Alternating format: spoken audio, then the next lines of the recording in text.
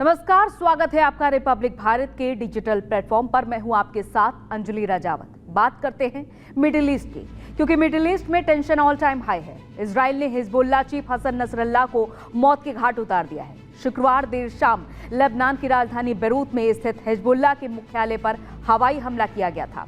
इस air strike में 6 लोगों की जान चली गई है। हसन नसरल्लाह की बेटी जैनब की भी मौत हो गई।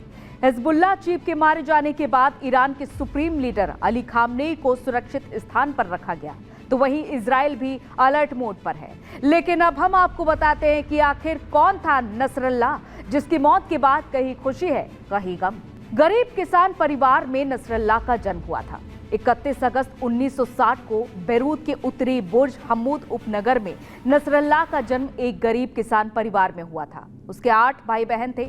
नसरल्लाह शिया समुदाय से ताल्लुकात रखता था। उसके पिता अब्दुल करीम एक छोटी सी सब्जी की दुकान चलाते थे। 1975 में लेबनान में गृह युद्ध छिड़ जाने के बाद वो अमल आंदोलन में शामिल हो गया था।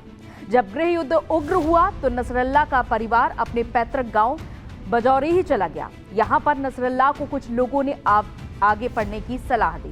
इसके बाद दिसंबर 1976 में वो इस्लाम की पढ़ाई के लिए इराक के नजफ शहर चला गया। वहां उसकी मुलाकात लेबनानी स्कॉलर सैयद अब्बास मुसावी से हुई। मुसावी की गिनती कभी लेबनान में मूसा सदर की शागिर्दों में होती थी। वो ईरान के क्रांतिकारी नेता आयतुल्लाह खुमैनी से काफी प्रभावित थे। नसरल्लाह को नजफ में रहते हुए 2 साल ही हुए थे कि सद्दाम हुसैन ने लेबनानी शिया छात्रों को इराकी मदरसों से निकलने का आदेश दे दिया। 1978 में इराक में शिया और सुन्नी के बीच संघर्ष बढ़ गया। इसके बाद नसरल्लाह और अब्बास मुसावी वापस लेबनान आ गए। मुसावी और नसरल्लाह ने 1982 में हिजबुल्लाह का गठन किया। तब नसरल्लाह की उम्र सिर्फ 22 साल थी। इस संगठन को ईरान का समर्थन मिला। हिजबुल्लाह ने लेबनान के दक्षिणी हिस्से पर कब्जा कर रखे इजराइल के खिलाफ गोरिल्ला युद्ध शुरू किया। हिजबुल्लाह के पास अपनी कोई सेना नहीं थी। उसके लड़ाके इजरायली सैनिकों पर छुपकर हमले करते थे।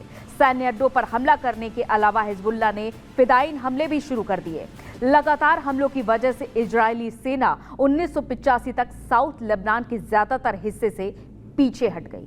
साल 1992 में नसरल्लाह को हिजबुल्लाह का महासचिव बनाया गया था। उसने अब्बास अल मुसावी की जगह ली थी। मुसावी को भी इजराइल ने ही मार गिराया था। उसे जबरदस्त वक्ता भी माना जाता था।